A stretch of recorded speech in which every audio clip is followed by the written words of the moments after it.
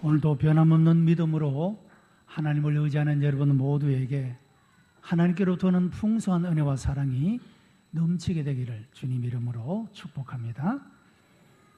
우리는 교만하고 자기중심적인 세대 속에 살고 있습니다.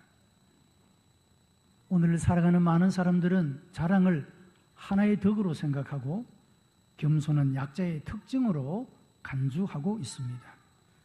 오로지 자존과 자애와 자신의 영광만을 추구함으로 우리 사회의 기초를 붕괴시키고 있는 모습을 볼 수가 있는 것입니다. 사람이 자기 우선주의가 만연하게 되면 우리 사회는 무너질 수밖에 없습니다. 왜냐하면 사회는 여러 상생관계 속에서 건강하게 존립할 수가 있기 때문입니다. 모두 각자가 다 자기의 유익을 구하고 자기만을 생각하고 이기적인 것만 생각한다면 이 사회는 결코 건강하게 세워질 수가 없다라고 하는 것입니다. 불행스럽게도 이런 일들은 우리 주변에서 너무도 자주 경험되어지는 것들이라 하겠습니다. 부부관계가 깨어지고 가족관계가 깨어지고 친구관계가 멀어지고 심지어는 교우관계도 파괴되어져 가고 있는 모습을 봅니다. 그 원인이 무엇 때문입니까? 교만하고 자기중심적인 사고방식과 그에 따르는 행동들 때문에 나타나는 불행스럽고 안타깝고 비참한 결과들이라고 말할 수가 있는 것입니다. 예수님께서는 우리의 삶이 보다 더 강건하고 풍성한 삶을 살기를 원하십니다. 그래서 예수님께서는 그분의 자신의 삶과 교훈을 통해서 겸손의 덕을 높이며 교만을 경계하라고 말씀하고 있습니다. 이것을 가장 분명하게 보여주는 것이 바로 오늘 본문의 말씀이 되겠습니다. 이 요한복음 13장은 요한의 복음서와 그리고 예수 그리스도의 메시아로서의 사역에 있어서 하나의 전환점을 이루는 것이다 할 수 있습니다. 이제까지 예수님의 사역은 백성들을 상대로 많은 사람들을 상대해서 메시아의 사역을 해왔습니다.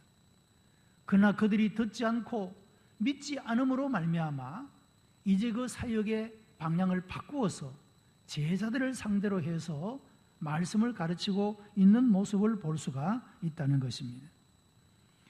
예수께서는 자신의 죽음이나 영광에 대해서는 관심을 가지지 아니하시고 오로지 제자들이란 사랑을 가지고 그들의 필요를 채워주는 일에 관심을 가지셨습니다. 예수님께서 제자들을 향하여 가지는 사랑은 관념적이고 그리고 추상적인 것이 아니라 구체적이고 실천적인 것들로 가득 차 있는 그런 모습을 보게 됩니다. 사도 요한은 예수님 곁에서 이런 모습들을 보면서 그 사실을 생생하게 오늘 본문을 통하여서도 기록하고 있는 것입니다. 오늘의 말씀에는 예수님께서 자기 사람들을 사랑하시되 끝까지 사랑하시니라고 말씀하고 있습니다. 섬김을 받아야 할 주님께서 오히려 친히 제자들의 발을 씻기는 모범과 더불어 귀한 교훈을 제자들에게 남겨주고 있는 것입니다.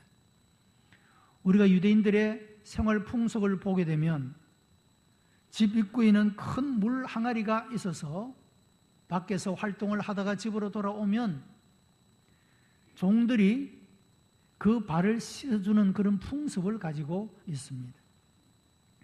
그런데 예수님께서 제자들과 함께 다락방으로 들어갔을 때 거기에는 발을 씻어줄 종이 없었다고 하는 겁니다. 예수님과 제자들이 들어갔습니다. 거기는 물도 있고 대야도 있습니다. 수건도 있습니다. 다른 모든 것들은 준비되어 있었지만 발을 씻어줄 종이 없었다고 하는 것입니다. 그런데 예수님께서 친히 허리에 수건을 두르시고 무릎을 꿇고 제자들의 발을 씻기기 시작했다고 하는 겁니다. 여러분, 이런 일을 경험한 제자들은 얼마나 부끄럽고 죄송한 마음이었겠습니까? 제자가 되어서 선생님의 발을 씻어드리는 것이 마땅한 일임에도 불구하고 오히려 선생님이 제자들의 발을 씻기고 있는, 발을 내밀고 있는 그 제자들의 마음이 얼마나 송구하고 부끄러웠겠습니까? 동일한 기사를 담고 있는 누가복음 22장에는 이 제자들이 얼마나 이기적인가를 보여주고 있습니다. 또 저희 사이에 누가 크냐 하는 다툼이 난지라 그런 말씀을 기록하고 있습니다. 제자들의 관심은 누가 더 크냐, 누가 더 높은 자리에 올라가느냐, 여기에만 관심을 기울였다고 하는 겁니다. 불과 수일 전에 예수님께서 제자들에게 하신 교훈은 너희 중에 누구든지 크고자 하는 자는 너희를 섬기는 자가 되고 어뜸이 되고자 하는 자는 너희 종이 되어야 하리라고 말씀해 주셨습니다. 그러나 이 예수님의 말씀은 마음에 새기지도 않고 지금 이 순간의 제자들은 서로 다투면서 누가 크냐, 서로가 큰 자가 되기를 다투고 있는 그런 모습을 볼 수가 있는 것입니다. 대야도 있고 수건도 있고 물도 있었지만 그러나 누구도 나서서 발을 씻어주는 자가 없었다고 하는 것입니다. 어떤 되기를 원하면서도 섬기는 자가 되고 종이 되어 발을 씻으려 하는 자가 없었다는 말씀입니다. 예수님께서는 이런 제자들의 이기심에도 불구하고 그들을 향한 자신의 사랑을 나타내셨습니다. 그들이 부족할 것이 없도록 사랑해 주셨습니다. 예수님의 사랑은 완전하고 충만한 것입니다. 이런 사랑은 지금만 아니라 늘 지금까지도 계속되어 왔고 주께서 십자가에서 죽음을 당하시기까지 계속되어진 모습을 보게 되는 것입니다. 예수님은 자신은 체포를 당하시면서도 위험에 있는 제자들을 보호하여 주셨고 모친 마리아를 제자에게 부탁하고 그리고 십자가에서 죽어가는 강도까지도 구원하시는 사랑을 보여주셨습니다. 그분의 사랑은 절대적이고 완전하며 아낌없는 참된 사랑이었다라고 말할 수가 있는 것입니다. 여러분, 우리들도 마찬가지입니다. 주께서 우리를 향한 사랑은 끝까지의 사랑입니다. 우리가 때때로 주님의 이름을 배반하고 우리가 주님의 마음에 합당하지 못한 삶을 살아갈 그때에도 주님은 여전히 우리를 사랑해 주시는 줄로 믿습니다. 이런 사랑을 힘입어 우리는 다시금 용기를 내고 주님께서 기뻐하시고 원하시는 모습대로 우리의 삶을 응답하며 살아가기를 다시금 다짐을 하게 되고 우리가 힘을 내게 된다라고 하는 것입니다. 오늘의 말씀에서 가장 중요한 교훈은 절대적인 겸손만이 절대적인 사랑을 낳는다고 하는 것입니다. 바울은 이런 주님의 정신을 본받아 사랑은 자기의 유익을 구하지 아니하며 라고 교훈을 하고 있습니다. 여러분, 자기의 유익을 구하는 사람이 얼마나 많습니까? 사랑은 겸손을 통해서 증명되고 눈에 드러나게 되는 것입니다. 사랑의 가장 큰 덕은 겸손이라고 말할 수가 있는 것입니다. 그러나 제자들은 유감스럽게도 이와 같은 사랑을 종종 배반하는 모습을 보여왔습니다. 그 중에 한 사람이 바로 가룟 유다입니다. 그는 늘 예수님의 사랑을 받고 있으면서도 미워하며 배신의 마음을 키워가고 그리고 지금은 예수님을 잡아서 넘겨줄 죽일 마음까지 가지고 있었던 모습을 보게 되는 것입니다. 여러분, 사람이 선한 마음을 품게 되면 그 선한 것이 점점 더 성장하고 발전하고 풍성해지는 삶을 살아갈 수가 있습니다. 반대로 악한 것도 마찬가지입니다. 악한 마음을 품고 있으면 이것이 가만히 있는 것이 아니라 점점 더 나쁘게 성장하고 발전해 가게 된다는 겁니다. 처음에는 미워하는 감정 정도이지만 나중에는 죽이고 싶은 마음까지도 들게 되는 것이 악의 습성이라고 하는 것입니다.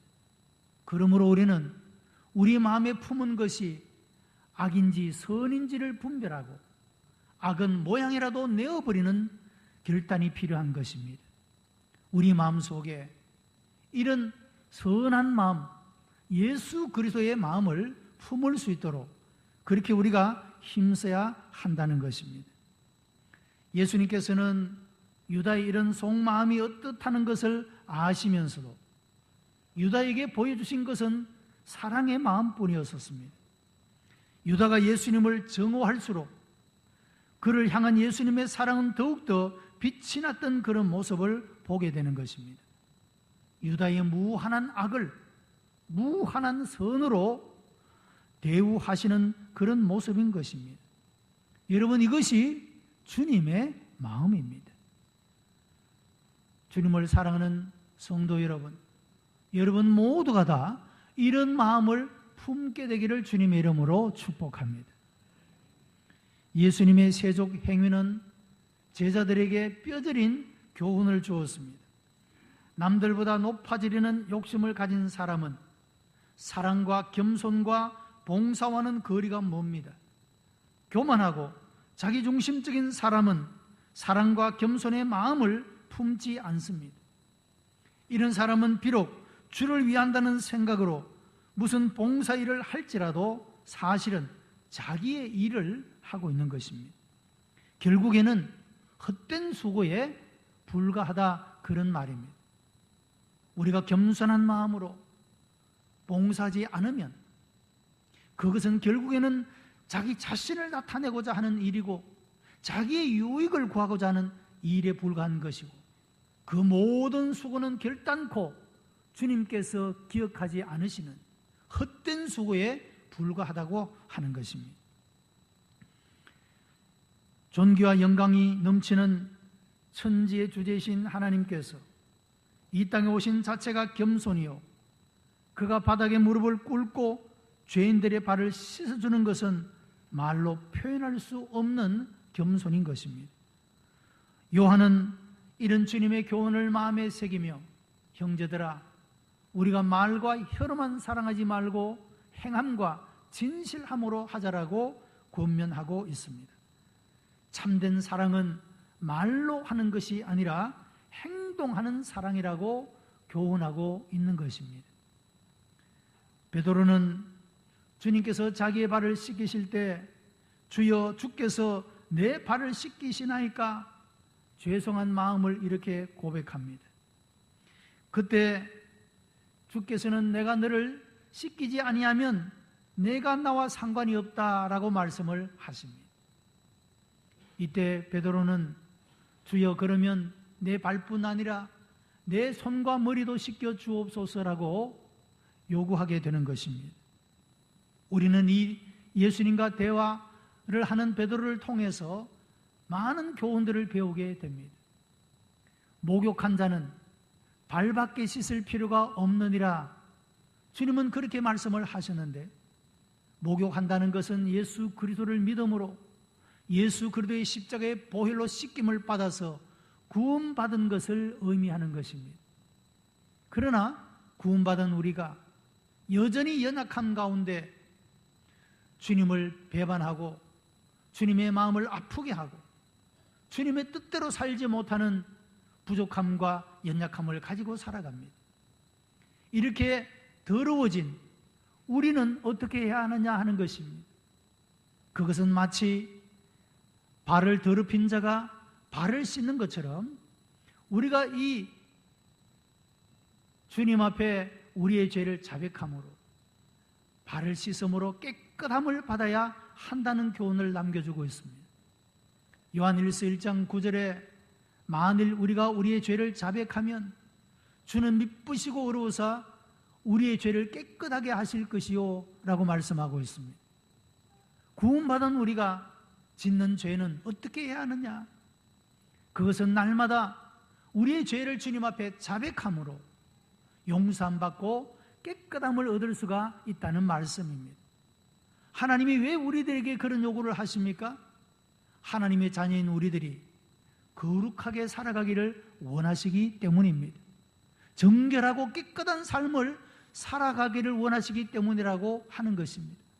그런 삶 속에 하나님의 풍성한 은혜를 누리는 삶을 살아갈 수가 있기 때문에 그렇다는 것입니다. 우리가 구원받은 자임에도 불구하고 하나님이 예비해 놓으신 풍성한 삶, 아름다운 삶, 영광이 넘치는 이런 삶을 누리지 못하고 살아가는 우리들을 긍휼히 여기시며 불쌍히 여기셔서 날마다 우리의 발을 깨끗하게 씻는 것처럼 우리의 죄를 자백하여 용서받음으로 말미암아 거룩한 삶, 정결한 삶을 통하여 하나님이 예비해 놓으신 풍성한 삶을 누리기를 원하시기 때문에 이와 같이 말씀하고 있다는 것입니다. 여러분, 이단 가운데 구원받은 사람은 더 이상 죄를 고백할 필요가 없다, 이렇게 가르칩니다. 여러분, 그러나 이것은 정면으로 성경의 말씀을 왜곡하는 것입니다. 목욕한 우리, 다시 말하면 구원받은 우리도 연약한 가운데서 죄를 지을 수가 있습니다. 발을 더럽히는 삶을 살아갈 수 있다는 것입니다. 이 죄는 그냥 지나가는 것입니까? 아무런 조치를 취하지 않고 지나가도 되는 것입니까? 주님은 목욕한 자는 발밖에 씻을 필요가 없다 말씀하십니다. 발을 씻어야 한다는 것입니다. 그래야지 깨끗하게 될 수가 있는 것입니다. 무엇으로 씻습니까? 우리의 죄를 고백함으로, 주님 앞에 자백함으로 용서받아 깨끗하게 씻을 수 있음을 말씀하고 있다는 것입니다. 그래서 예수님께서 내가 너를 씻기지 않으면 너와 나는 상관이 없다라고 말씀을 하십니다. 여러분, 그렇지 않습니까? 우리가 교회에 나온다 하더라도, 우리가 주님의 이름을 부른다 하더라도, 여러분, 예수님의 보혈이 내 모든 죄를 씻기시고 내가 구원의 은혜를 얻지 못한다고 한다면 나는 아직도 예수님과 관계가 없는 삶을 살고 있는 겁니다. 예수님과 상관이 없는 삶을 살아가는 사람이라 그런 말입니다. 예수님은 그에게 나오는, 그에게 의지하는 모든 이들에게 용서와 사랑과 구원의 은혜를 베풀어 주시는 분이십니다. 누구든지 주님 앞에 나오면 다 죄 용서를 받고 구원의 은혜를 입게 된다는 것입니다. 내가 너를 씻기지 아니하면 너와 나는 상관이 없다. 오늘 예배하는 우리 모든 성도들이 예수님을 나의 구주로 고백하고 그 십자가의 보혈로 씻김을 받아 깨끗함을 받음으로 주님과 관계 속에서 주님과 더불어 동행하며 살아가는 은혜가 있게 되기를 주님의 이름으로 축복합니다. 예수님의 말씀 속에는 더 깊은 진리를 담고 있는 것을 보게 됩니다. 죄 씻음을 받지 못한 사람은 예수님과 아무런 관계가 없는 사람이라는 겁니다. 베드로는 철저하게 주님께로부터 이런 진리를 배웠고, 그래서 사도행전 4장 12절의 말씀을 보면 다른 이로서는 구원받을 이름이 없나니 천하인간의 구원 얻을 만한 이름을 주신 일이 없느니라. 오직 예수 그리스도의 이름만이 유일한 구원을 받을 수 있는 이름임을 증거한 그런 모습을 볼 수가 있는 것입니다. 예수님께서 발을 씻기신 이후에 너희가 나를 선생이라 또는 주라 하니 너희 말이 옳도다. 너희도 서로 발을 씻기는 것이 옳으니라. 너희가 이것을 알고 행하면 복이 있으리라고 말씀하고 있습니다. 여러분, 하나님은 하나님의 자녀들이 다 복된 삶을 살기를 원하십니다. 어떻게 하면 오늘의 이 말씀이 우리가 복된 삶을 살 수 있다고 가르칩니까? 이것을 알고 행하면 복이 있으리라고 말씀하고 있습니다. 무엇을 알고 무엇을 행하라는 것입니까? 너희가 서로 발을 씻기는 것이 옳으니라 했습니다. 여러분, 사람은 모두가 다 약점을 가집니다. 부족함을 가지고 있습니다. 잘못된 모습들을 가지고 있습니다. 그것이 불완전하고 미완성의 인간의 모습이라 할 수가 있습니다. 그런데 우리가 어떻게 하면 이런 약점을 가지고 연약함을 가진 우리가 함께 행복해하고 즐거워하고 서로를 바라볼 때 기쁨을 느끼는 이런 아름다운 관계 속에 살아갈 수가 있느냐 하는 겁니다. 다름 아니라 너희가 서로 발을 씻겨주라. 이것이 옳으니라 말씀하고 있다는 겁니다. 여러분, 가정에서 부부가 서로 비난만 하면 그 가정이 어떻게 화목할 수가 있겠습니까? 비난할 일이 많이 있겠죠. 말이나 행동들, 여러분 소위 끌으려면 얼마든지 끌 일이 있지 않겠습니까? 그렇게 해가지고는 가정이 세워지지 못하는 겁니다. 부모와 자녀 간에도 마찬가지입니다. 부모는 존경과 사랑의 대상이지만 비난받을 일이 왜 없겠습니까? 자녀가 늘 그렇게 부모를 비난하고 원망한다면 그 가정이 어떻게 세워질 수가 있겠습니까? 자녀를 향한 부모도 마찬가지입니다. 여러분, 서로가 발을 씻어주는 이런 행위를 통하여서 우리의 관계가 건강하게 세워질 수가 있다는 겁니다. 예수님께서 제자들의 발을 씻어주시면서 내가 선생이 되어 이와 같이 했으니 너희도 서로 발을 씻어주는 것이 옳으니라. 이것을 알고 행하면 복이 있으리라고 말씀하고 있는 것입니다. 여러분, 이 교회 공동체가 어떻게 하면 천국과 같은 공동체가 될 수가 있습니까? 여러분, 인간적인 판단과 인간적인 정죄 속에서는 결단코 이런 일들을 이루어갈 수가 없습니다. 주님의 말씀의 교훈을 받고 그 말씀을 순종하고 그 말씀을 구체적으로 실천하는 것들이 이 교회 공동체 속에서 일어나게 될 때 이 교회는 천국과 같은 놀라운 사랑과 은혜를 경험하게 될 수가 있다라고 하는 것입니다. 다르게 말하면 우리가 우리의 삶을 천국으로 만들어갈 수도 있고 지옥과 같은 삶으로도 만들어가게 된다라고 하는 것입니다. 하나님은 우리를 세상 가운데서 불러내어 하나님의 자녀가 되게 하셨습니다. 옛사람을 벗어버리고 예수 그리스도 안에서 새 사람을 살게 하셨습니다. 우리의 삶으로 풍성하게 하고 아름다운 삶을 살도록 하시기 위하여 우리를 불러주셨습니다. 우리가 영원한 생명, 구원을 얻을 뿐만 아니라 육신을 가지고 이 땅에서 살아가는 동안에 풍성한 삶을 누리기 위해서 우리를 부르신 것입니다. 그러나 얼마나 많은 사람들이 이 복음의 복을 누리지 못하며 살아가는 안타까운 모습을 보여주고 있다는 것입니다. 왜 그렇습니까? 이 말씀의 교훈을 순종하지 않아서 그런 것입니다. 누구든지 이 말씀의 교훈을 따라 살면 하나님이 예비해 놓으신, 하나님이 계획하신 풍성한 삶으로 하나님이 인도해 주실 줄로 믿습니다. 너희가 서로 발을 씻기면 옳으니라. 이것을 알고 행하면 복이 있으리라. 여러분, 우리가 결단코 공동체를 허는, 무너뜨리는, 파괴하는 비난과 정죄가 아니라 서로 발을 씻어주는, 서로의 부족함을 덮어주고 용납해주고 이해해주고 감싸줄 수 있는 여러분, 이런 종의 마음, 섬기는 마음, 이런 주님의 마음이 우리 자신을 복되게 만들고 우리 교회 공동체를 건강하게 만들고 이 나라와 민족을 건강하게 만들 줄로 믿습니다. 이 나라를 이끌어가는 대통령과 정치 지도자, 각 분야의 모든 리더들이 섬기는 마음, 진정으로 종의 마음을 가지고 여러분 그렇게 섬길 수 있다고 한다면 이 사회는 희망 있는 사회가 되는 것이 아니겠습니까? 이 교회가 참으로 아름다운 공동체가 되는 것이고 우리의 가정이 아름다운 화목한 가정으로 세워질 수가 있다는 말씀입니다.